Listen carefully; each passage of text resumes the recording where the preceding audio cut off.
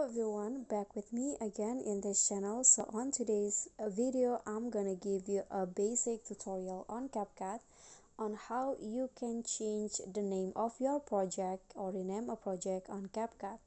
So here I have already opened my Capcut, and here is the list of my projects on Capcut. And to change the name of the project, it's actually pretty easy. You can see it in here. Just choose the project that you want to rename. For example, I want to rename this project, and click on the three dots icon beside that project, and here you'll see rename option. So just click on that option and delete the current name and enter a new project name, for example like this.